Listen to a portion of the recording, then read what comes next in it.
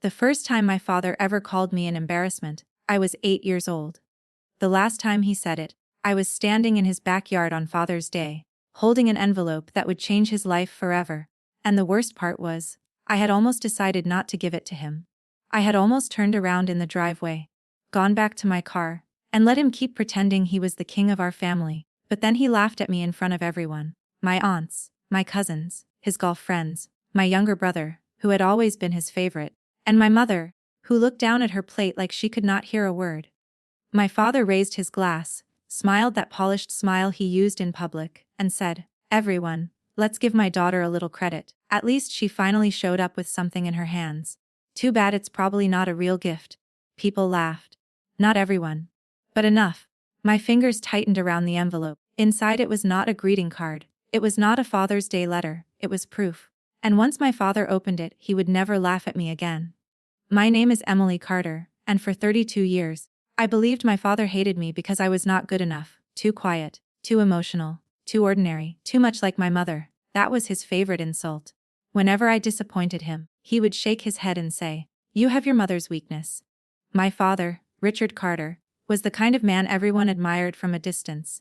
He owned a successful construction company in Ohio. He sponsored little league teams. He donated to church fundraisers. He wore expensive watches and shook hands like he was running for office. People called him generous, strong, a family man. But inside our house, he was different. Inside our house, love had conditions. My brother Daniel learned those conditions early. He was athletic, charming, loud, and fearless. My father saw himself in Daniel, so Daniel could do almost anything and still be forgiven.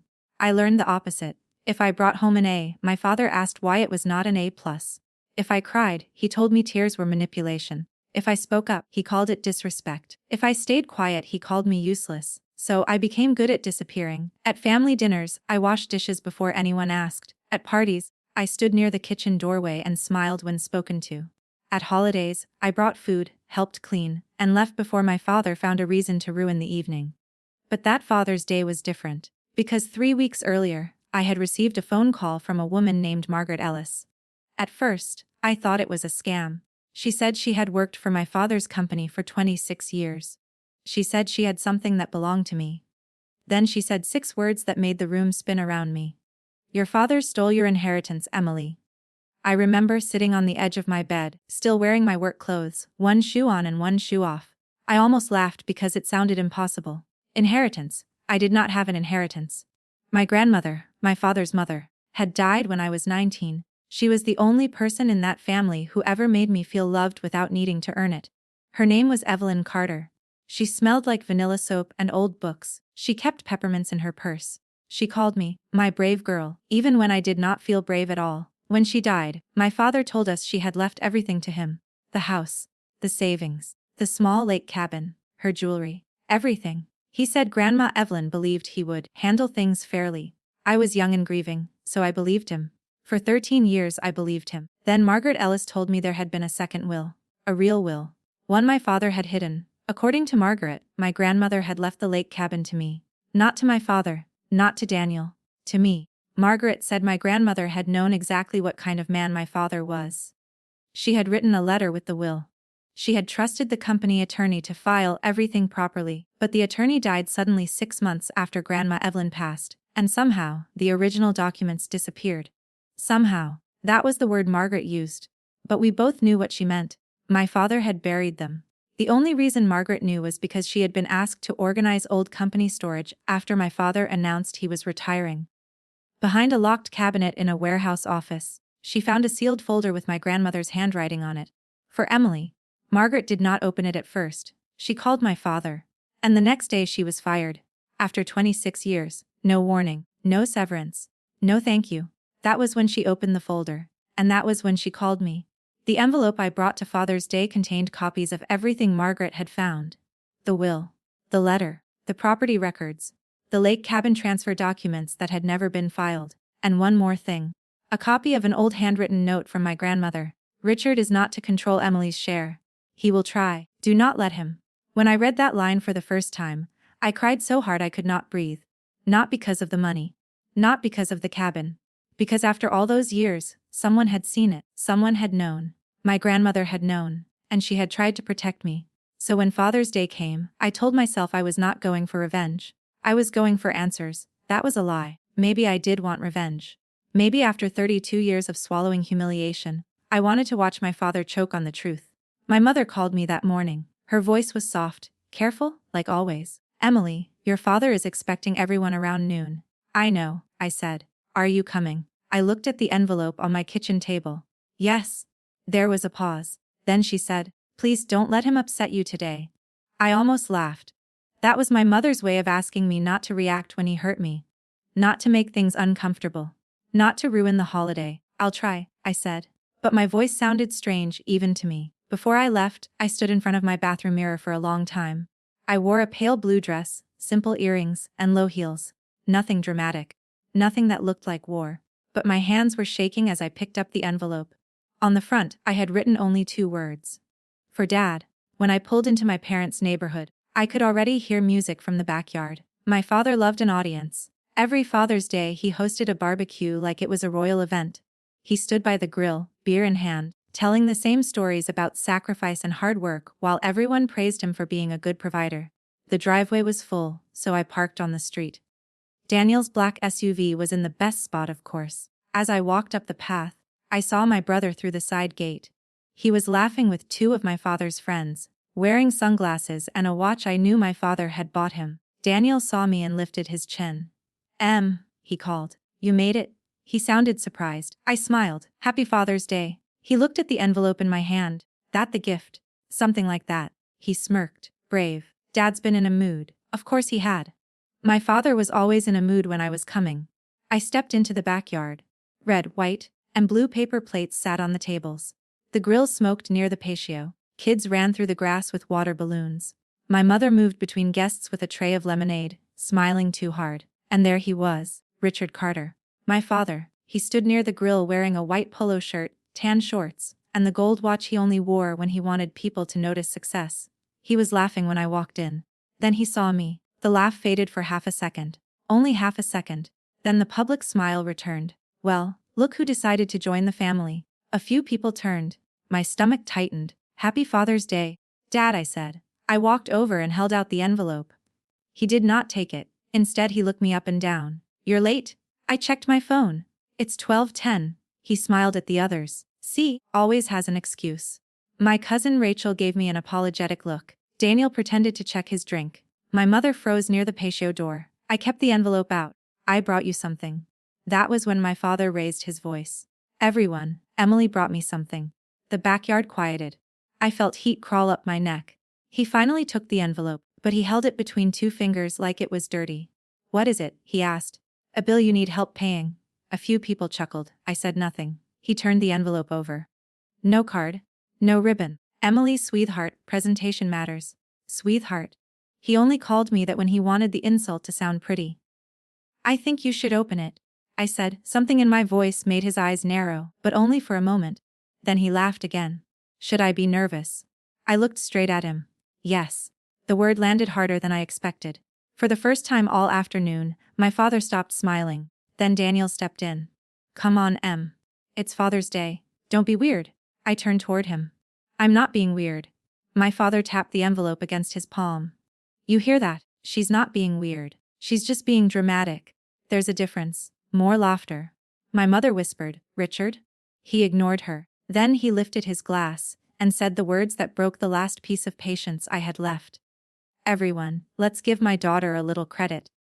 At least she finally showed up with something in her hands. Too bad it's probably not a real gift." That was the moment. The old Emily would have smiled. The old Emily would have gone into the kitchen and cried quietly. The old Emily would have apologized for making everyone uncomfortable. But that Emily had died 3 weeks ago, sitting on her bedroom floor with Grandma Evelyn's letter in her hand. So I smiled. And I said, "Open it, Dad." My father stared at me. The backyard was silent now. Even the children had stopped running. He slipped one finger under the flap and tore the envelope open. Slowly. Carelessly. Like he was still in control. He pulled out the first page. I watched his eyes move across the words. At first his expression did not change. Then his jaw tightened. His face lost color. His fingers gripped the paper harder.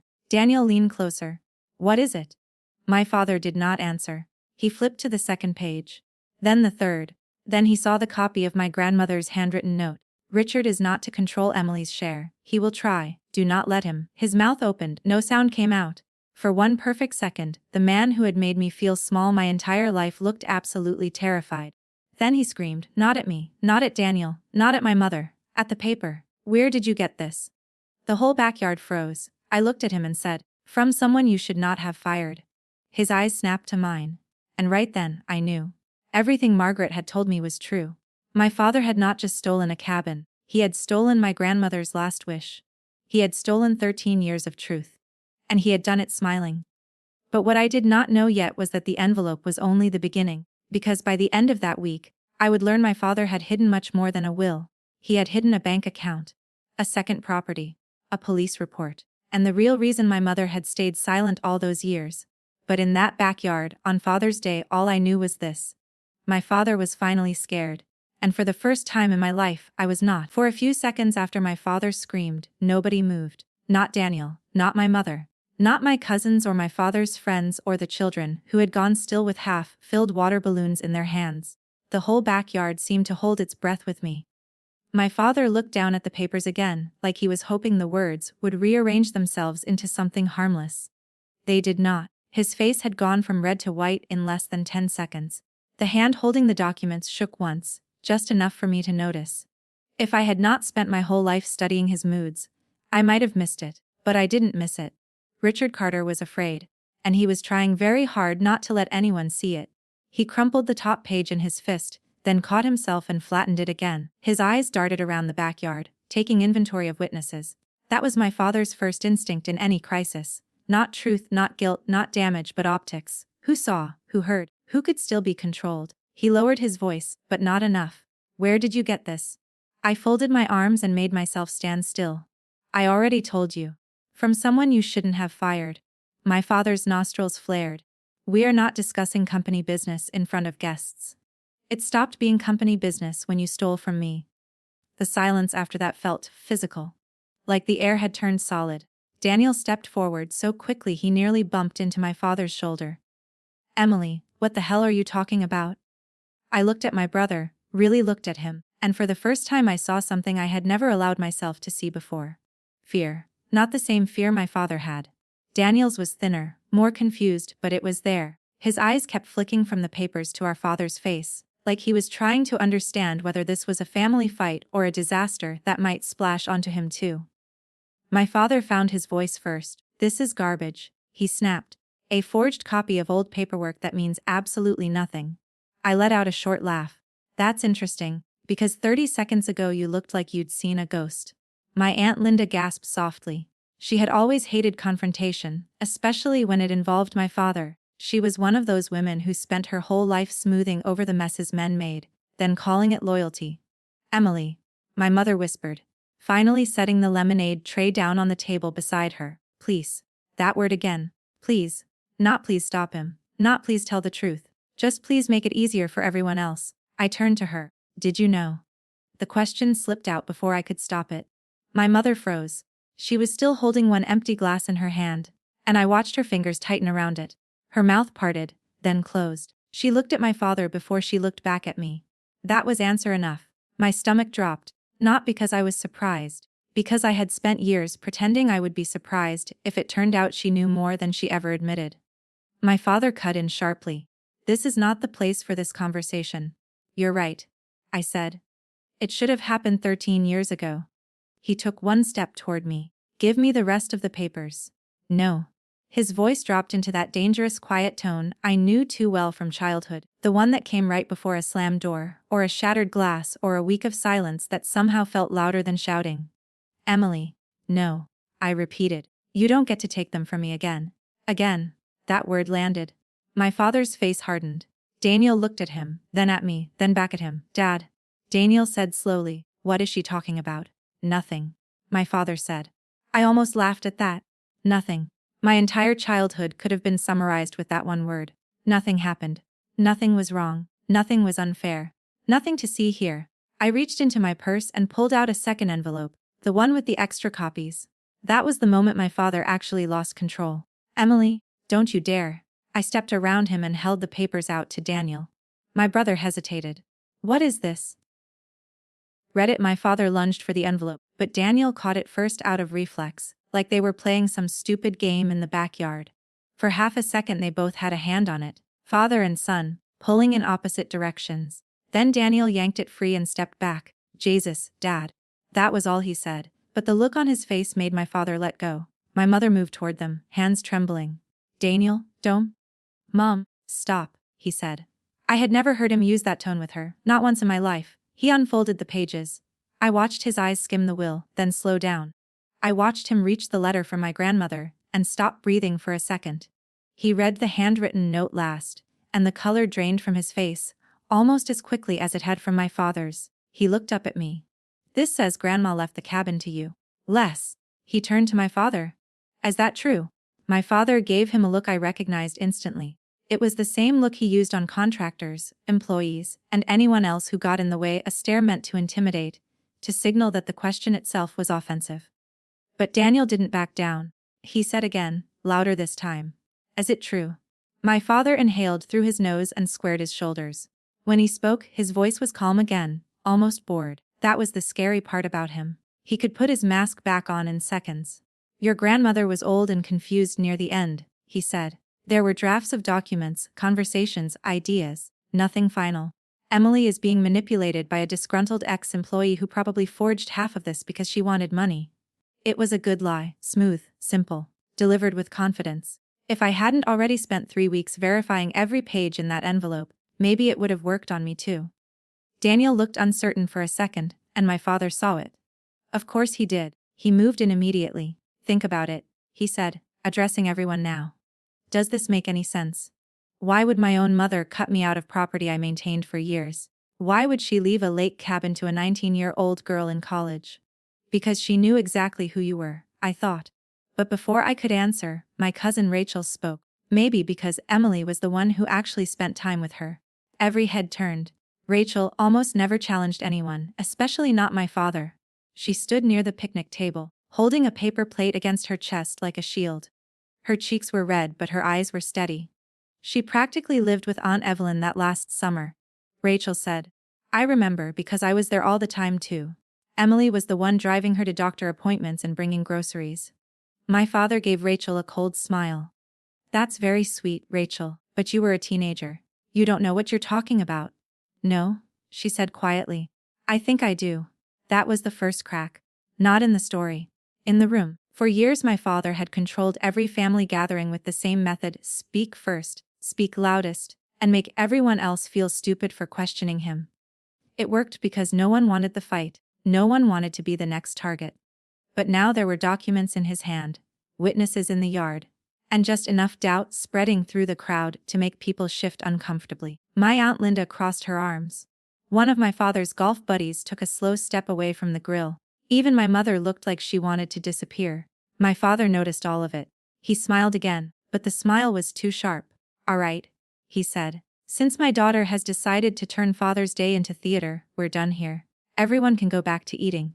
Emily, you and I will discuss this privately. No, I said. The word came out stronger than I felt. My father stared at me. Excuse me. I said no. I'm not going inside with you. I'm not handing you the papers. And I'm not discussing this privately. Because private is where you hide things. A low murmur moved through the yard. My father's jaw flexed. Get off my property. There it was. The threat. The old ending to every disagreement. I looked around the backyard at the patio furniture, the flower beds, the stone path my father loved bragging about. The irony almost made me smile. Your property, I asked. Interesting choice of words. He knew what I meant. I saw it hit him. The lake cabin. The one he had spent 13 years treating like his private kingdom. The one my grandmother had left to me. Emily, my mother said, and there was panic in her voice now. Real panic. Please just go home. We can talk later. I looked at her. Can we? Because I've spent 32 years waiting for somebody in this family to talk honestly. She flinched. My father pointed toward the side gate. Leave, now. I could have. A part of me wanted to. My whole body was buzzing with adrenaline, and I could feel the edge of tears behind my eyes, which only made me angrier. I hated crying in front of him. It always felt like giving him proof that he still had power over me. But then Daniel spoke again. Did you really fire someone over this? The question came out rough, almost disgusted. My father did not answer. Daniel held up the papers. Dad, did you fire an employee because she found these? That woman was stealing from the company. My father snapped. Was she? My father turned on him so fast that several people stepped back. Watch your tone. That was another moment I had never seen before. Daniel didn't shrink. He didn't joke his way out of it. He just stood there, staring at our father, like he was trying to reconcile two different versions of the same man. Then my mother dropped the glass. It shattered on the patio stones. Everyone jumped. She pressed a hand to her chest, eyes wide, like she had only just remembered how to breathe. Stop, she said, but it came out broken. Please, just stop. I moved toward her on instinct, but my father got there first. He grabbed her elbow too hard. She winced. It was tiny. Most people probably missed it. I didn't. Daniel didn't either. Dad, he said sharply, let go of Mom. My father released her immediately and looked around, aware again of the audience. My mother whispered, I'm fine. That was when I knew she wasn't. Not just in that moment. Not for years. I had always suspected there were things happening inside that house after I moved out. Fights I didn't hear, silences I didn't witness, damage carefully hidden before company arrived. But suspicion was different from certainty. Seeing him grip her like that in front of people who would still call him a good man on Monday made something inside me go cold. He had gotten careless. And careless men leave evidence. My father straightened his shirt and looked at everyone with a practiced expression of irritation, as if we were all inconveniencing him by reacting to his own behavior. Party's over, he said. Nobody moved. That was the second crack. The first had been Rachel speaking up. The second was people not obeying him. I saw it register in his face. He hated losing control more than he hated being exposed. He looked at Daniel. Give me the papers. Daniel didn't. Instead, he handed them back to me. I almost didn't know what to do with that. My brother and I had never been close. Not really. We weren't enemies, but we had grown up on opposite sides of the same battlefield. Daniel got approval, attention, expensive gifts, and second chances.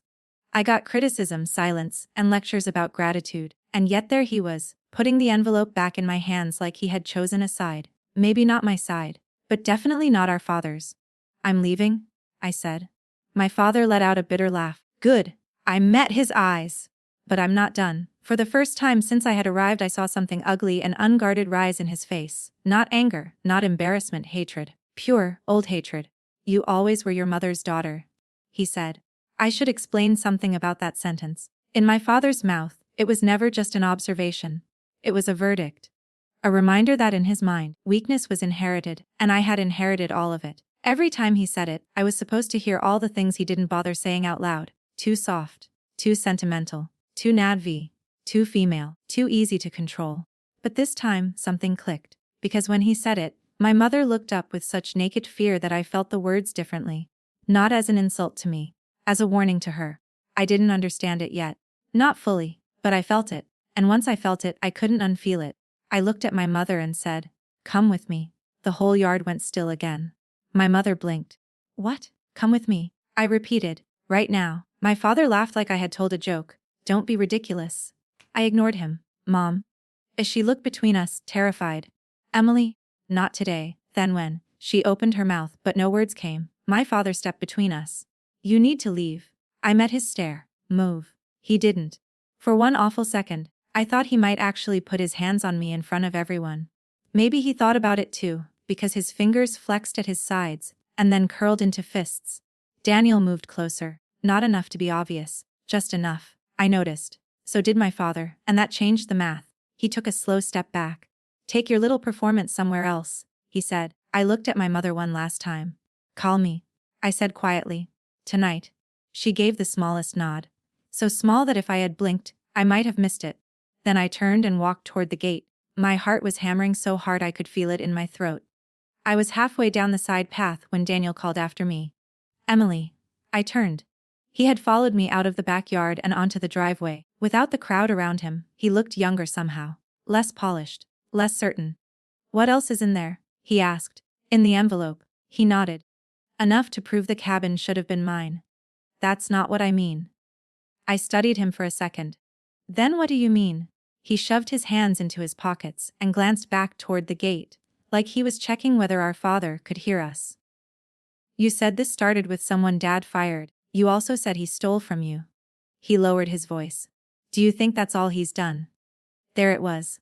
The question underneath the question. Not do you hate him, not are you sure, but how bad is this really? I could have lied. I could have said I didn't know. I could have kept everything close until I had proof of more, but I was tired of being the only person in the family carrying reality while everyone else carried denial. So I said no. I think this is just the part I found first. Daniel looked away. He swallowed. Then he said something I never expected to hear from him. Can you send me copies? I stared at him.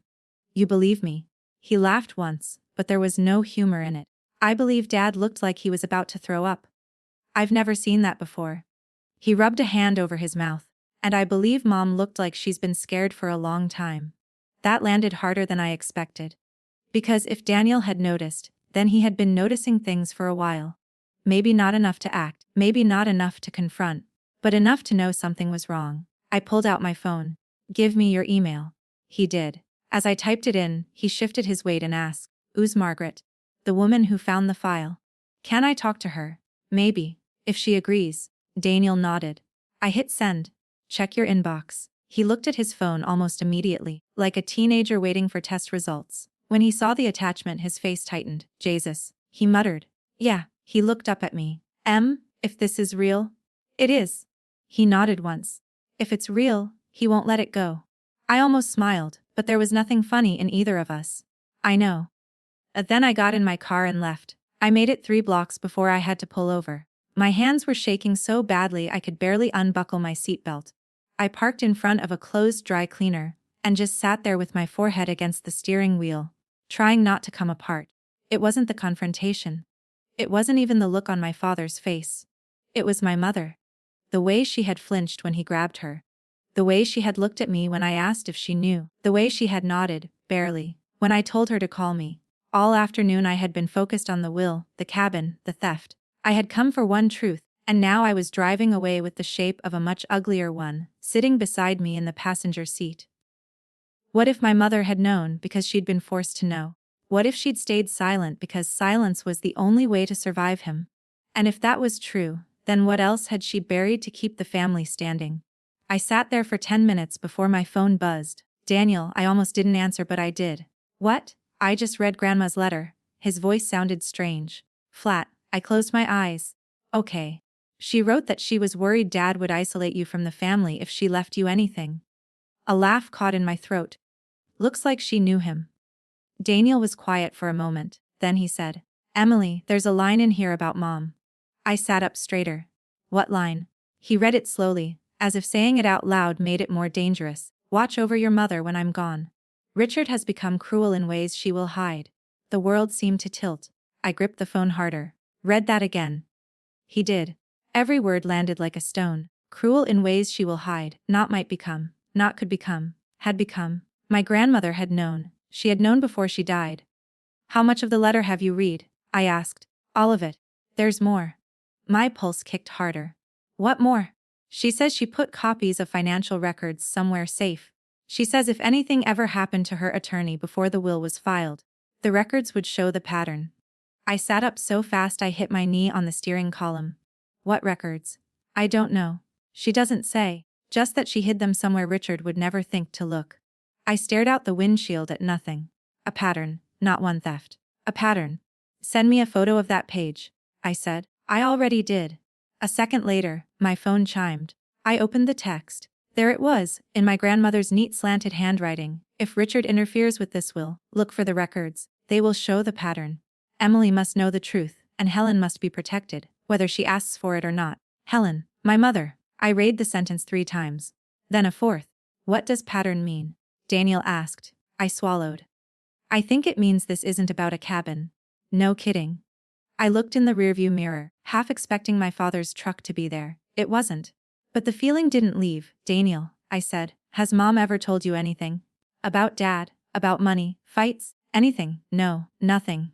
He hesitated. That was enough to make my skin prickle. Daniel. He exhaled. A few years ago she asked me if I had access to Dad's office safe. I went completely still. What? She said she needed some insurance papers and Dad was out of town. I told her no, because I didn't know the code. She acted like it wasn't a big deal but… He paused. A week later I came by the house and found her crying in the laundry room. I shut my eyes. Did you ask why? She said she was tired. Of course she did. I pressed my hand to my forehead. Did Dad know she asked you? I don't think so. Think harder. I don't know. Emily, he sounded defensive now, and I couldn't blame him. We were both standing in the wreckage of a family story we had been raised to protect. Sorry, I said. I'm just trying to understand. Yeah, me too. He was quiet for a second, then said, What are you going to do? I looked down at the envelope in my lap. What was I going to do? 3 weeks ago. The answer would have been nothing. I would have cried in private, maybe consulted a lawyer if I got brave, then found a way to make myself smaller, so the whole thing hurt less. But I had watched my father scream over paper. I had watched my mother flinch under his hand. And I had just learned that my grandmother, the one person in that family who had ever truly loved me, had died trying to leave a trail. I'm going to find the records, I said. Daniel let out a slow breath. Okay, yeah. I frowned. That's all? What do you want me to say? I don't know. Maybe that you're in. He gave a short laugh, tired and bitter. I think I am. That surprised me more than I wanted to admit. Why? I asked. He was quiet long enough that I thought he might not answer. Then he said, Because if even half of this is true, I don't know who my father is. I almost told him I did, but that wasn't fair. The version of our father Daniel got was not the version I got. He had spent years being loved by a man who only knew how to love people he could control or admire as extensions of himself. Daniel had been both. I had been neither. Still, the difference between us felt smaller than it ever had. I'll call Margaret, I said. See if she knows anything else. All right. And Daniel? Yeah. Don't tell Dad we talked. He let out a humorless laugh. Trust me, I'm not in the mood to talk to Dad. We hung up. I drove home with the windows down, even though the air was thick and hot. I needed movement, noise, anything that kept me from replaying my father's face over and over again. By the time I pulled into my apartment complex, the sun had started to sink. I climbed the stairs, kicked off my shoes at the door, and spread the documents across my kitchen table again. Will, letter, property documents, copies of old tax statements, Margaret's typed note explaining where she found the file and when she was fired. I stared at my grandmother's handwriting until it blurred. The records will show the pattern. Helen must be protected. I made coffee even though it was already evening. Then I called Margaret. She picked up on the second ring. Emily, hi. It's me. How did it go? I looked at the papers on my table and let out a dry laugh. My father screamed in front of 20 people. There was a beat of silence, and then Margaret said, Good. I actually smiled. I need to ask you something, I said. Did you find anything besides what was in the folder? No. But I wasn't looking for anything else at the time. Why? I told her about the line in my grandmother's letter. About the records, about the word pattern. Margaret went quiet. Then she said, I may know where to start. I gripped the edge of the table. Your father used to keep old boxes from the company's first office in a storage unit across town. Most of it was junk. Blueprints, payroll copies, contracts, old ledgers, but he was weirdly protective of one locked file cabinet that never got moved into the main warehouse. My pulse picked up. What kind of cabinet? Tall, gray, dented on one side. He kept the key on his personal keyring for years.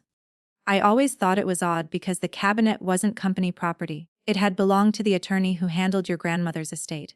I stopped breathing for a second. The attorney who died. Wes? I sat down slowly. Margaret? I said, Why didn't you tell me this before? Because until today, I wasn't sure how far you wanted to go.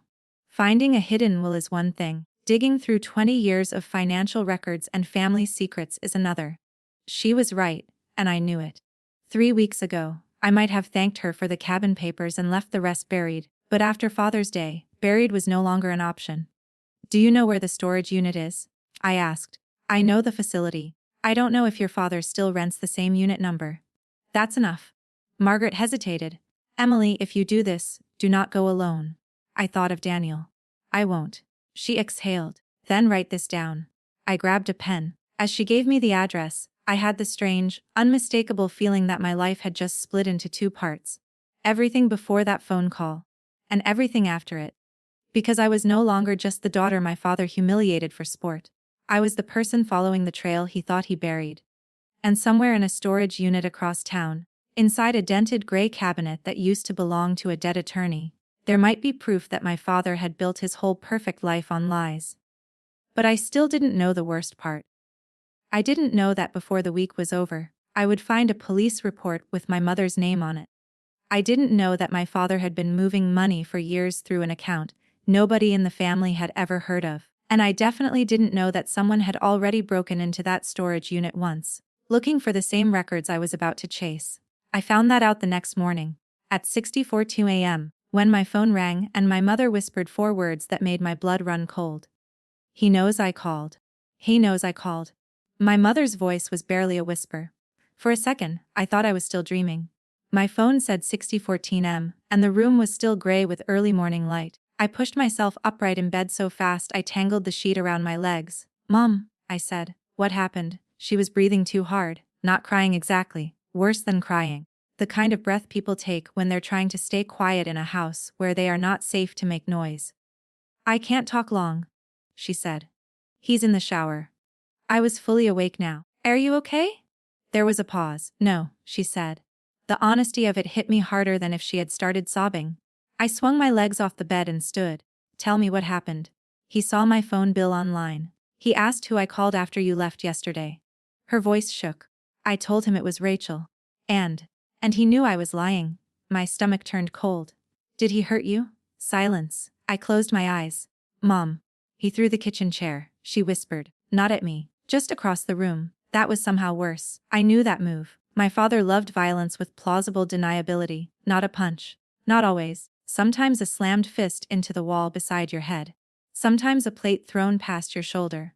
Sometimes a chair launched across the room so he could say later that he never touched you. He preferred fear that left no obvious bruise. "Pack a bag," I said immediately. "I'm coming to get you." "No." Her answer came too fast. "No, Emily, don't come here. He's watching the cameras." I went still. "What cameras?" "At the house. At the front door. The driveway. The backyard. He put new ones in last year after someone stole a package, but..." She exhaled shakily. "He checks them all the time."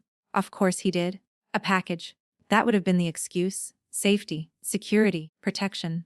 That was how men like my father built cages. They called them precautions. "Then come to me?" I said. "Take the car and leave?" "I can't." "Why not?" Another pause. "Because there's more," I thought. "Because there is always more." "He moved the title," she said quietly. I frowned. "The title to what?" "To my car." The room seemed to tilt. "What do you mean he moved the title?" "He transferred it last year. Said it was easier for taxes and insurance if everything was under his name." Her voice dropped even lower. I didn't argue. Of course she didn't. Arguing with Richard Carter had never been a discussion. It was a punishment you paid for later. "Mom," I said, forcing myself to stay calm. "Listen to me very carefully. Do you have your driver's license, your bank card, and your medication?" "Yes." "Passport?" "I think so." "Find it?" "I can't start looking right now. He'll notice." I pressed my hand to my forehead and started pacing. "'Kay, fine. Then when he leaves for work, pack a bag and call me. I'll meet you somewhere." "He's not going to work." "What?" "He canceled his golf meeting. He says he has family business to handle." I almost laughed from pure disbelief. Of course he did. My father had spent 13 years hiding a will, and within 24 hours of being exposed, he had cleared his schedule to control the damage. "What exactly did he say to you?" I asked. My mother was quiet for a moment. When she answered, her voice sounded like it was coming from a much younger woman. "He asked me if I had told you anything about the cabin." I said no. Then he asked if I had spoken to Daniel. I said no. Then he asked if there was anything else I wanted to confess before I made things worse. My grip tightened on the phone. "Mom, you need to leave that house." "I know." I stopped pacing. It was the first time in my life I had heard my mother say it that plainly. Not maybe. Not someday. Not when things calm down. "I know." "Then let me help you." "I'm trying," she whispered. I need a little time." Time. It was the one thing I suddenly felt we didn't have. "What aren't you telling me?" I asked. She inhaled sharply. There it was. Every instinct in my body told me not to let it go. "Mom," I said softer now. "What else?" "I hid something," she whispered. I stopped moving. "What did you hide?" "I can't explain on the phone." "Then try." "It's in the sewing room." My mother hadn't sewn in years. The room at the back of the house still had the same floral curtains from when I was a teenager, but by now it was mostly a storage room filled with bins, old holiday decorations, and stacks of fabric she never touched. What's in the sewing room? Behind the bottom drawer of the white cabinet, she said. There's a taped envelope. My pulse started pounding. What's in it? Something I took from your father's office 6 years ago. I sank onto the edge of my bed. Mum. He never knew I had it. I only found it because he left the safe open one night, and I was looking for the insurance papers. Her breath hitched. I didn't mean to take it. I just saw my name on one page and panicked. What is it? A bank statement, she said. And a police report. For a moment, all I heard was the blood rushing in my ears. A police report. Not paperwork, not tax forms, a police report. With your name on it. I asked.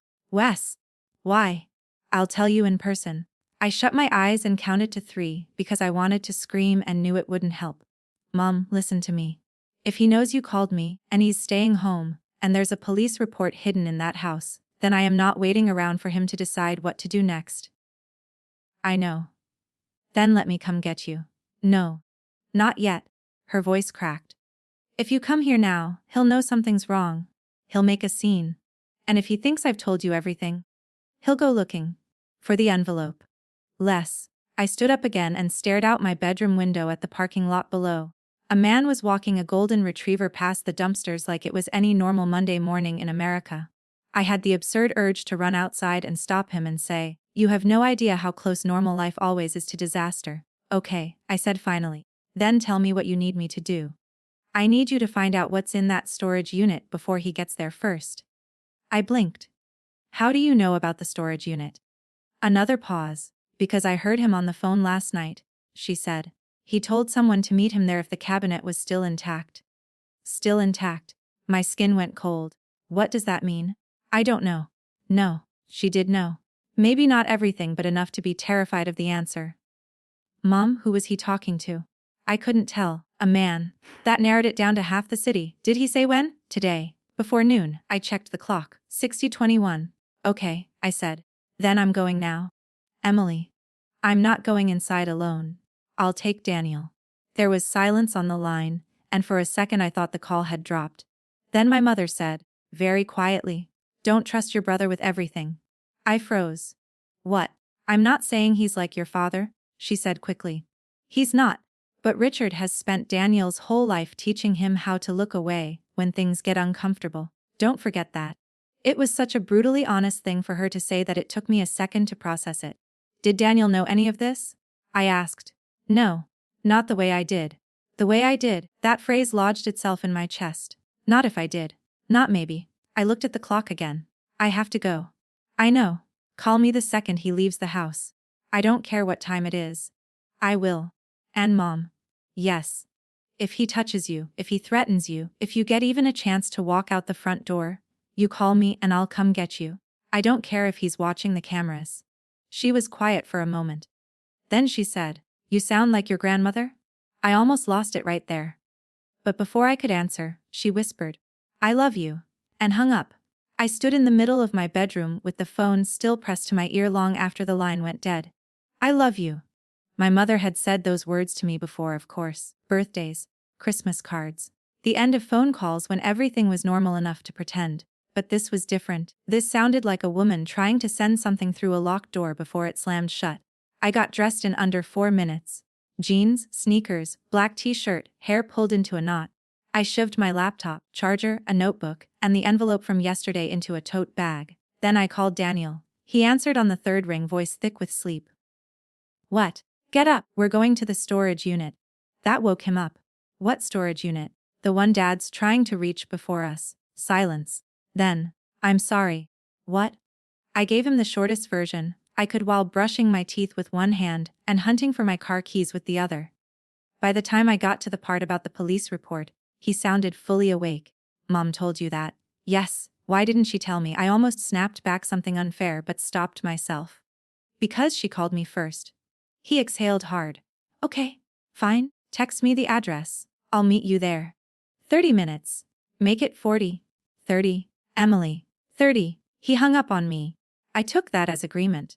The storage facility sat on the far edge of town near a stretch of warehouses and auto shops, where everything looked sun-faded and vaguely temporary. The sign out front said reimagined self-storage in chipped blue letters, and half the security lights were still on even though the sun was up. I pulled in at 7:06. Daniel was already there. That annoyed me more than it should have. He leaned against his SUV with a coffee in one hand and sunglasses on, looking like the same man he always looked like at family cookouts and company events. Careless, handsome, easy. But the moment I got out of my car, I saw the tension in his shoulders. "Did Mom call you?" he asked. "No, so she only called you?" I gave him a look. "You want to do this? Or do you want to be jealous that Mom finally trusted the right child with a secret?" His jaw tightened. Low blow. "Then don't start with me." For a second, I thought he might throw something equally cruel back at me. That would have been normal. That would have been us. Instead, he looked away and said, "Fine. What's the plan?" I took a breath. "We go inside, find out whether Dad still rents a unit here, and if we can identify which one, we get eyes on that cabinet before he does." Daniel blinked. "That's your plan?" "Les, that's not a plan. That's a felony with extra steps." I folded my arms. "Do you have a better idea?" He opened his mouth. "Closed it?" "Exactly," I said. We walked into the front office together. The man behind the counter looked about 19 and deeply unhappy to be alive. He had Akin, a lip ring, and a name tag that said BRYCE. He was eating powdered donuts over the keyboard of an ancient desktop computer. "Can I help you?" he asked without much enthusiasm. Daniel gave him his smooth public smile. "Morning. We're trying to track down a unit my father rents here. Richard Carter." Bryce squinted at the screen after typing for a few seconds. "Can't give out customer info. Even to family?" Daniel asked. Bryce looked at him with the flat patience of someone who had already had this conversation too many times. "Especially not to family." I stepped forward. "What if we're here because we think someone may be destroying legal documents?" Bryce blinked. Daniel shot me a look. I kept going. "We're not asking you to break policy for fun. There are estate records involved, and our father is on his way here. If there's a way to at least confirm whether he still has access to a unit, that would help." Bryce looked uncomfortable now, which I decided was progress. I can't confirm what's in a unit," he said. "I didn't ask what's in it." He hesitated. Then his eyes flicked past us to the parking lot. I turned just in time to see a dark gray Mercedes pull into the far row. My father's Mercedes. Every muscle in my body locked. "He's here," Daniel muttered. Of course he was. Bryce looked from us to the parking lot and back again. "You know what? I really can't be in the middle of family stuff." "Bryce," I said, already moving toward the door, "you're in it." My father got out of the Mercedes wearing a navy polo and sunglasses, moving fast enough that he clearly wasn't there to browse old boxes. Another man climbed out of the passenger side, a stocky guy in his 50s with a shaved head and a company polo from Carter Construction. I knew him.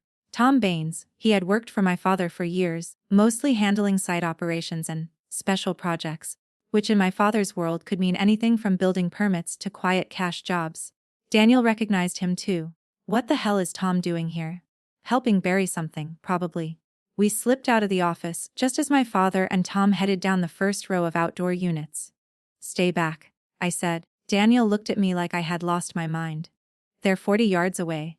"Then stay 39. We followed at a distance, using parked trucks and the corners of storage rows as cover in the stupidest game of suburban espionage I had ever played. If I hadn't been so tense, I might have laughed. My father stopped in front of Unit C14. Tom unlocked the padlock. I felt Daniel go still beside me. "What?" I whispered. He stared at the number. "C14. What about it?" "That's Grandma's birthday. March 14th. I looked at him. He looked back at me, and for the first time I realized something deeply unsettling. Our father hadn't just hidden things. He had hidden them in places he thought he would remember and nobody else would question. Tom rolled the metal door halfway up. My father stepped inside first. From where we were crouched behind an old pickup truck, I could only see a sliver of the unit's interior: cardboard boxes, a folding chair, what looked like a rusted filing cabinet, and the edge of a gray metal cabinet standing against the back wall. The gray cabinet. The attorney's cabinet. My pulse started hammering. "Do you see that?" I whispered. "Yeah." Inside the unit, my father pointed sharply at something. Tom moved a stack of boxes aside. Then Tom bent down, swore, and held up a broken padlock. Daniel frowned. "What does that mean?" I already knew. The cabinet was not intact. Someone had been there before us, and apparently before my father too. My father snatched the broken lock from Tom and stared at it. Even from a distance, I could see the fury in his body. He kicked a box so hard it slammed into the side wall of the unit. Tom said something I couldn't hear. My father barked back at him, then strode deeper into the unit toward the gray cabinet. It was already open. I didn't need to see inside to know it. I could tell by the way my father stopped dead in front of it, the way his shoulders lifted and locked, the way his hand went to the top of his head, not in grief but in calculation. Something was missing. And he knew exactly what it was. Tom stepped beside him and looked in. Then Tom turned around fast, scanning the lot. I ducked instinctively and grabbed Daniel's arm, pulling him lower behind the truck. "Don't move," I whispered. We stayed there, barely breathing, while Tom walked a slow circle around the front of the unit, checking the ground, the neighboring doors, the lane between rows. If he came 2 cars farther, he would see us. I looked at Daniel. He looked pale. "Good," I thought viciously. "Welcome to the family business."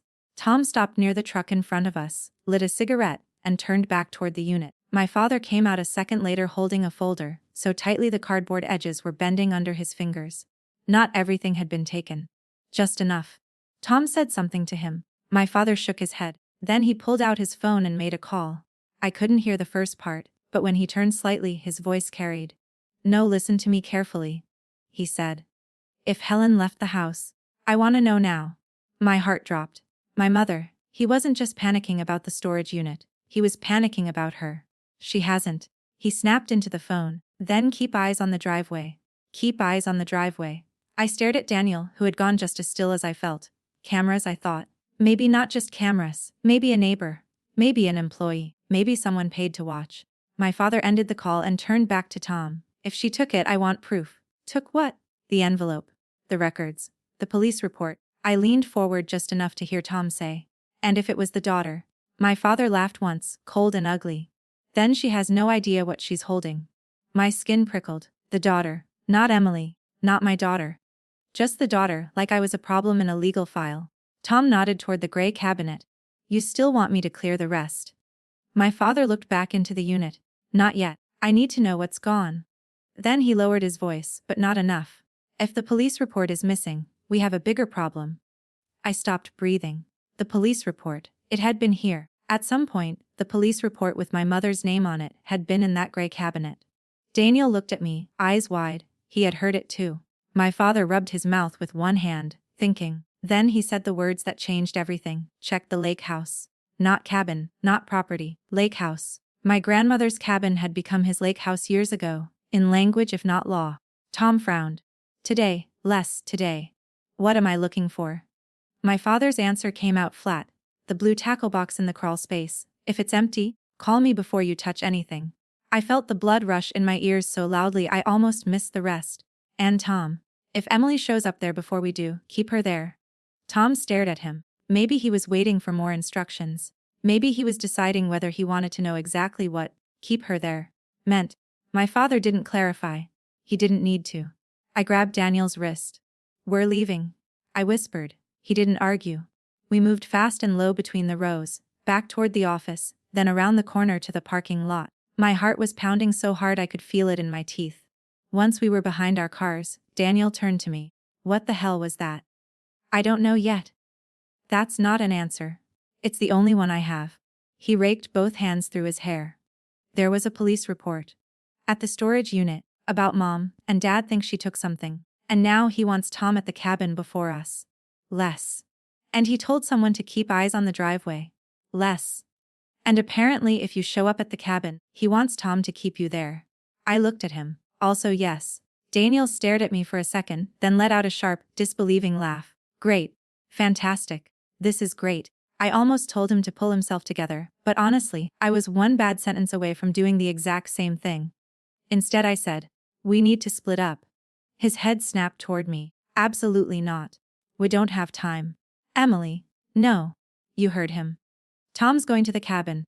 If there's something hidden there, and we don't get there first, it's gone. And if Dad goes home and Mom's still there," that stopped me. Because he was right. I looked at my phone. No missed calls. No text from my mother. "She told me to find the storage records first," I said. "Yeah, and maybe she was trying to keep you away from the house." I stared at him. "Why would she do that?" "Because there's a police report with her name on it, and a husband who just realized his daughter is digging." "I don't know, Emily. Maybe because she's terrified and trying to protect everybody at once." I hated that he might be right. "Okay," I said. Then, what do you suggest? He thought for 2 seconds. You go to the cabin. I blinked. Excuse me. I'll go get Mom. Les. Daniel, she called me. And Dad told Tom to hold you at the cabin if you show up there, which means I'm the one person he won't expect to go to the house instead. I opened my mouth. Closed it. He kept going. I can get Mom out if he's not there.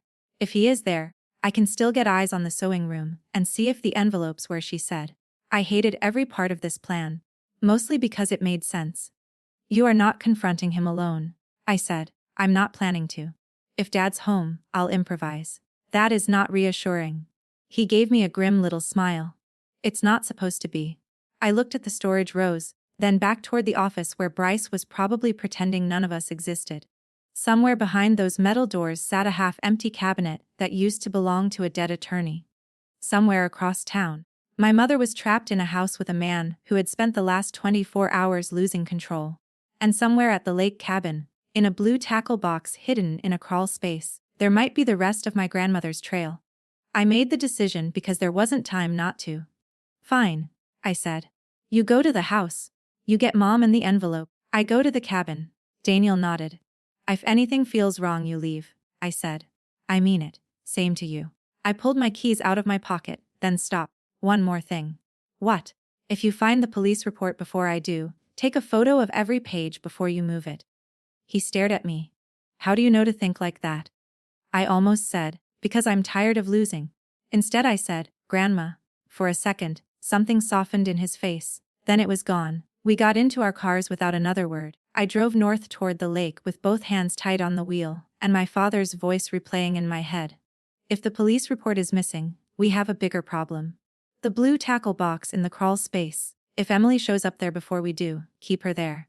By the time I hit the highway, I had called my mother 3 times. No answer. I texted Daniel twice. Tell me the second you get there. If he's home, do not go in alone. He sent back one message at a red light. On my way, that was it. The drive to the cabin usually took just under an hour and a half, depending on traffic. My father loved calling it the family place, as if that erased the fact that he had stolen it from one family member and weaponized it against the others. I hadn't been there in almost 2 years. The last time had been for the 4th of July, and I had left early after my father spent dinner making jokes about my cute little office job. In front of Daniel's new girlfriend, I remember driving home that night and thinking, I never want to come back here again. Turns out blood has a sense of humor. Halfway there, my phone rang. Daniel. I answered on the first ring. Tell me you have Mom. His breathing was ragged. I'm at the house. And? The Mercedes is gone. Okay. Good. No, not good. My grip tightened on the wheel. Why? Because the front door is open. Every muscle in my body locked. What? I'm serious. It's open like somebody left in a hurry? Is Mom there? I don't know yet. I'm in the driveway. I checked the clock on the dashboard. 8:02 a.m. Daniel, listen to me. Do not go in until you call her first. I already did. No answer. A fear hit me so hard I nearly missed my exit. Then call 911. What do I tell them? That your mother is missing and your father is unstable. He swore under his breath. Emily. But I was too late. I heard his car door slam, then his footsteps on gravel, then silence. Daniel. No answer. Daniel, talk to me. A few seconds passed, then I heard him again, but his voice was different now, lower, shocked. Oh my God! My heart stopped. What? What is it? He didn't answer right away. And when he finally did, his voice came out like he was reading from a nightmare he didn't understand yet. The sewing room's been torn apart, he said. And there's blood on the floor. The sewing room's been torn apart, Daniel said. And there's blood on the floor. For 1 second, I forgot how to breathe. Whose blood? I don't know. Daniel, get out of the house. I need to find Mom. Get out and call 911. He didn't answer. All I heard was his breathing, fast and uneven, then the sound of something creaking under his feet. Daniel. I'm checking the hallway. I gripped the steering wheel so hard my fingers hurt. You are not a detective. You are not trained for this. Get out of the house right now. Then he went silent again. The road blurred in front of me. I swerved onto the shoulder, slammed the car into park, and called 911 myself. By the time I finished giving the dispatcher my parents' address, my father's name, my mother's name, and everything I knew, my hands were shaking so badly I could barely hold the phone. Then Daniel came back on the line. She's not here? He said. Are you outside? No. Daniel? I found the envelope. My whole body went still. What envelope? The one Mom hid. It was behind the cabinet, like she said. The drawer was pulled out and the room was trashed, but the envelope had slipped down behind the baseboard. Dad must have missed it. And the blood, small smear near the door. I don't know from what. Take pictures. Every room. Then get out. A moment later I heard the front door, then wind. I'm outside, he said. Police are coming? Less. Good. His voice cracked. Emily, the police report is here. My throat tightened. What does it say? He was silent long enough that I knew it was bad. It's from 6 years ago, he said. Mom went to the hospital with a fractured wrist. She told the nurse she fell, but someone called the police because the injury didn't match the story. I closed my eyes, and Dad, named as suspected domestic assault. No charges. Mom refused to cooperate. For a moment I heard nothing but traffic rushing past me. There it was. The truth my mother had hidden, not because it wasn't real. Because she had been too scared, too trapped, too conditioned to survive by denying it. What else is in the envelope? I asked. Bank statements. An account under Carter Development Holdings. I've never heard of that. Neither have I. Send me pictures. I am. My phone began buzzing with images. Police report. Bank statements, a copy of an old cashier's check, and one document that made my heart stop. A property transfer draft. The lake cabin had not just been stolen from me. My father had used it as collateral for a private loan through a shell company years earlier. He had risked losing it while pretending it was his. And if Grandma's will was enforced, all of that fraud would come to light. That was why he screamed. That was why he panicked. That was why he needed the blue tackle box. Because the cabin was the center of the lie. I pulled back onto the highway. Daniel, I said, I'm almost at the lake. Emily, don't go in. I have to. No, you don't. Yes, I do. Grandma hid something there. Dad knows it. Tom knows it. If I wait, it disappears. Then wait for the police. There's no time. I ended the call before he could argue. 20 minutes later, I turned down the gravel road to the cabin. The lake glittered through the trees, calm and beautiful, like nothing ugly could ever happen there. But my father's truck was already parked near the porch. And Tom Baines was standing by the front steps, waiting. I slowed down but didn't stop. Tom raised one hand like he expected me to pull in. I smiled at him through the windshield. Then I drove right past. There was an old footpath behind the cabin that led to the crawl space door. I knew it because Grandma Evelyn used to send me there for jars of peaches she stored in the cool shade under the house. I parked half a mile down the road behind a line of trees and ran back through the woods. Branches scratched my arms. Mud stuck to my shoes. My phone kept buzzing with calls from Daniel, but I ignored them. At the back of the cabin, the little wooden crawl space door was still there, half hidden by weeds. I dropped to my knees, pulled it open, and crawled inside. It smelled like dirt, wood rot, and lake water. For a moment, I was 19 again, laughing with my grandmother while she told me, always remember, Emily, men who brag the loudest usually hide the most. I moved my flashlight across the space, old paint cans, a broken oar, rusty tools, and then I saw it. A blue tackle box tucked behind a stack of bricks. My hand shook as I dragged it toward me. It was locked. I almost cried. Then I remembered Grandma's birthday. 3/14. The lock clicked open. Inside were 3 things. A small flash drive, a packet of original bank records, and a handwritten letter with my name on it. My brave girl. If you found this, then your father did exactly what I feared. Do not let him convince you that you are cruel for telling the truth. Cruelty is what he did in silence. Justice is what you do in the light. Protect your mother if you can. Protect yourself first. And remember this: a family secret is still a wound, even when everyone agrees not to speak of it. I love you more than you were ever allowed to know. Grandma Evelyn. I pressed the letter to my chest and finally let myself cry, only for a few seconds. Then footsteps sounded above me. Heavy, fast. My father's voice came through the floorboards. She's here. I froze. Tom said. Where? My father answered. Where my mother would have hidden it. The crawl space door flew open. Light flooded in. My father crouched there, red-faced and breathing hard. For the first time he looked old, not powerful, not untouchable, just desperate. Give me the box, he said. I held it behind me. No. His eyes went black with rage. You stupid girl. You have no idea what you're doing. I know exactly what I'm doing. You'll destroy this family. No. I said. You already did. He reached into the crawl space and grabbed my ankle. I screamed and kicked backward, slamming my heel into his wrist. He cursed. Then another voice shouted from behind him. Richard Carter! Step away from her! Police. Daniel had sent them to the cabin too. My father turned shocked. That was how they found him. On his knees in the dirt, reaching into the crawl space after the daughter he had spent a lifetime humiliating. With the stolen records in my hands. Everything after that moved quickly. My mother was found at Rachel's house. She had fled through the back gate after my father threw the chair, cutting her palm on broken glass in the kitchen. Rachel had picked her up and hidden her, because for once, someone in our family had chosen courage over comfort. My father was arrested first for assault and obstruction. Then the financial investigation began. The flash drive held scanned copies of checks, forged signatures, old transfers, secret account statements, and notes from my grandmother's attorney. The will was validated. The cabin was mine. Carter Construction collapsed under audits, lawsuits, and unpaid debts my father had hidden for years. Tom took a deal. Margaret testified. Daniel testified. And my mother finally told the truth. Not all at once. Not cleanly. But enough. At the hearing, my father wouldn't look at me. That was fine. I didn't need his apology anymore. When the judge confirmed that my grandmother's estate had been intentionally concealed, my father slammed his fist on the table. The old me would have flinched. This time I didn't even blink. Months later, on a quiet Sunday afternoon, I stood on the porch of the lake cabin with my mother beside me. The house needed repairs. So did we. Daniel was inside fixing the sink, badly but sincerely. My mother held Grandma Evelyn's letter in both hands. She loved you so much, she said. I know that now. My mother wiped her eyes. I'm sorry I didn't protect you. I looked out at the lake. For years, I had wanted her apology to fix everything. But healing doesn't work like that. Some wounds do not disappear just because someone finally names them. Still, a name is a beginning.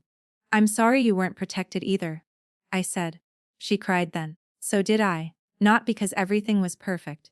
Because for the first time, nobody was pretending. That Father's Day started with my father humiliating me in front of everyone. It ended with him screaming over an envelope. But the envelope was never the real gift. The real gift was the truth my grandmother left behind. The truth that gave my mother a door, gave my brother a conscience, and gave me back my own life. My father used to say I was an embarrassment.